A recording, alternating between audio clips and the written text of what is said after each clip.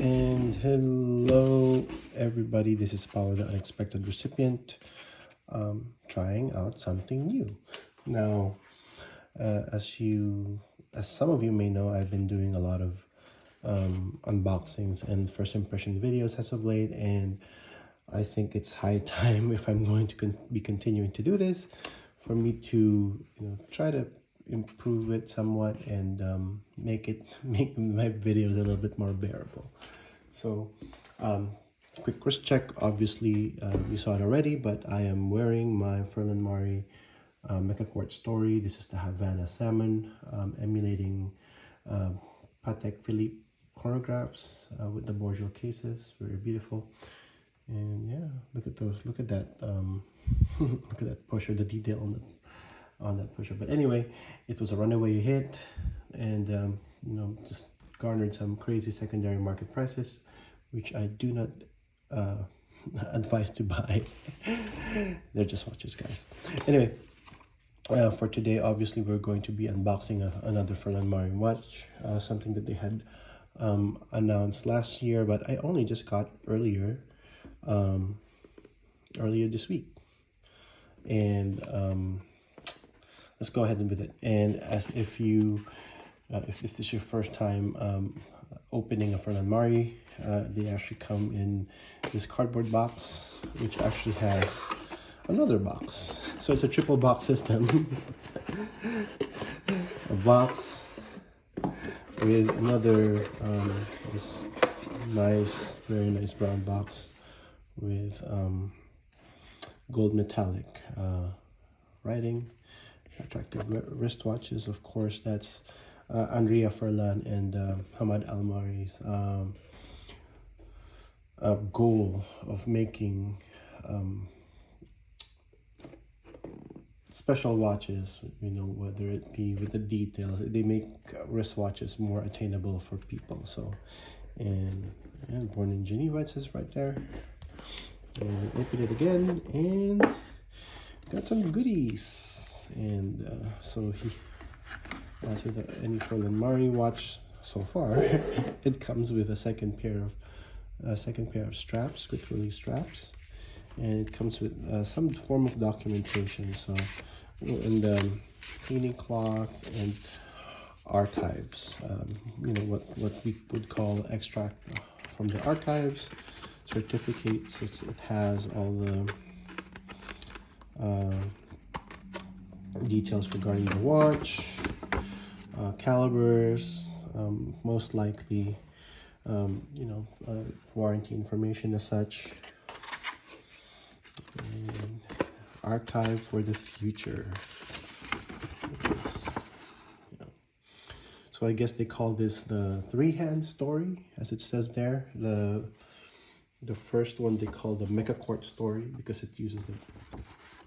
But this one actually uses a Swiss-made movement, and we'll get there later. Okay, so let's put these. And as watch geeks, we like this sort of attention to detail. And let's see. Let's try to put it back here without entirely ruining the thing, shall we? Let me put this there. And of course, the third and last box, the one that actually contains the watch. And here we go. And oops, wrong side. And there. So this, and can I just say that with the price point, their leather boxes are, well, the boxes that their watches come in are just amazing for the price point. I saw one of these, and I think it was Hodinkee, and they would actually sell something similar for like, I don't know, like hundreds of dollars. So there it is, the Furlan Marri Black Sector for the three-hand story. There we go. And let's try to do this buckle. Kind of hard when you're not wearing it in your wrist. And there it is. So it's obviously a sector dial. The way I understand sector dials, the dial is actually broken up by concentric circles and lines, into different, obviously sectors, which allows the user to be able to read the time more conveniently. And it's a black matte dial, of course, concentric rings, crosshair in the middle, 12369 applied brigade numerals, leaf polished hands. Look at the detailing on those hands. It's just so, just applied numerals. Very beautiful. It actually has the reference number there, 2116A. Now there's actually another, we'll get there. There's a lot of other details on the watch, and I'm not, kind of confuses me what the actual reference number is, but I think for the most part it's the 2116-A, so that's the actual name of the watch. So that's the dial. And then let's now go for the case. The dimensions are 37.5 by 46 by 10.5 thick. And since I have it here, I think we'll just start to talk about the main draw of this watch, which is the lug shape. Now, obviously, very reminiscent of Vacheron Constantin's corne de vache lugs, which in French is literally cow horns. So this one allows us normies to be able to get a watch with cow horn lugs, and I guess it's the way they had done it back in the day was they would polish, they would start with a slab of steel and then slowly chip away. But the way Furlan Marri achieved this is that they actually welded these in. There's a YouTube video somewhere. They actually take off the case back and they would actually show you there's like 3 screws there, and then they weld it. So that's how they achieve it. And so yeah, and the way that this sits quite low, it makes your wrist, makes the watch conform to the wrist much more. That polygonal case back with the brush center again. So I was talking about that reference number. So this one says 20202. So I think that one is actually the case number, or the case reference, or the case, designates the case. So this one, in between the lugs, you can actually find details. So this one is number 1533, and you can actually see the same here, Furlan Marri 202, and big grippy crown, thin crown. Okay, and inside this watch is actually the Le Jouperet G101, 68 hours of power reserve, tungsten rotor and galvanized. The main bridges, the main plates also have Côte de Genève, and this case back actually has perlaging, which we will never see. So it actually says that the rotor is actually engraved, that it's attention to detail. Details are everything. So, and I think that's pretty much what I love about this watch, is that there's so much detail given in this watch when they had designed this. From having the 2 straps system. Oh yeah, I haven't talked about that yet. So if you notice that the strap here is actually a curved one, but how about this one? This one's a straight end strap. So the way that they achieve this is they actually they have, let's see, they have a 2 lug hole system where the inner one is for curved straps and the outer one's for straight end ones. So you'd be able to use curved end ones which hug the case more, and of course, if you have like a favorite strap, you'd be able to use those straps as well. There you go. Let's see if I can darken. Oh yeah, and also Aside from one thing that they also mentioned is that the sapphire crystal has anti-reflective properties, and I think an anti-fingerprint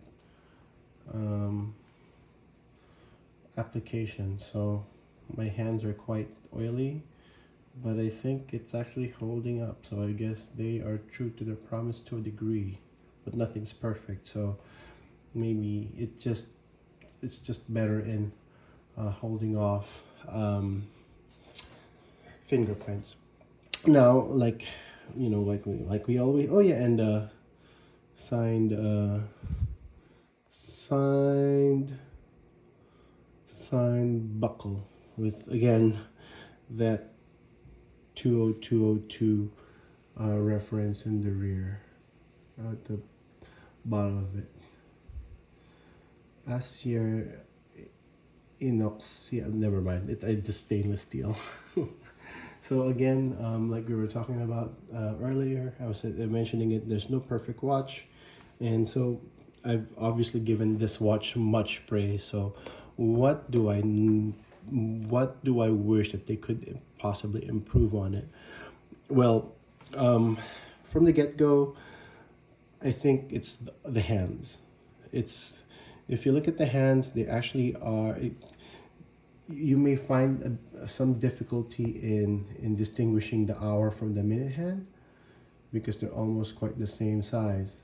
Now, if maybe if they had made one of them a little bit longer, then maybe you'd be able to distinguish them, but it might take some time for you to get used to which hand is which one. And another one, and this is me just being very nitpicky is hopeful. They could have put something on the crown, maybe some sort of what do you call it, like a signing, but not all crowns needs to be signed, so I guess they're okay with that.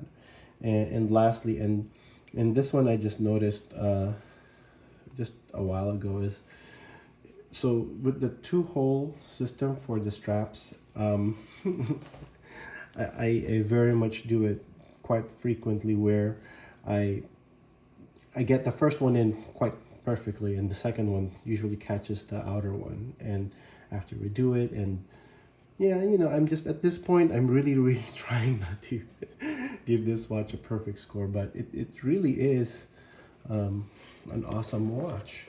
It really is an awesome watch. And again, for their sophomore effort, I think Furlan Marri did it again. They did it again with this watch. And so this model has been, according to them, has been sold out, but I think that this is not going to be the only time that they'll be producing this. As with the Mecha story that they had put into their permanent collection, they will most likely come with different iterations of this watch in different colors. But I guess, for in this form of the black dial, I guess this, according to them, this is it. And which is weird, because and I guess that's my last point, is that they claim to make watches a little bit more attainable, but they do they easily discontinue a lot of their watches, especially, the first ones of something, or the ones that will never be created. It kind of sort of creates some sort of hype around the watch, and that makes it a little bit difficult sometimes. Where as a watch enthusiast, that's what I really don't like about hype pieces and stuff like that, surging secondary market prices. But but otherwise, for the most part, they do it right. So anyway, well, I hope you enjoyed my review of this watch, and I hope you like this new format. Again, if you have any comments on what you think I should do, or what I can try next, but yeah, let me know in the comments. Again, this is Paul, the unexpected recipient, and I hope you guys have a great day, and I'll see you very, very soon.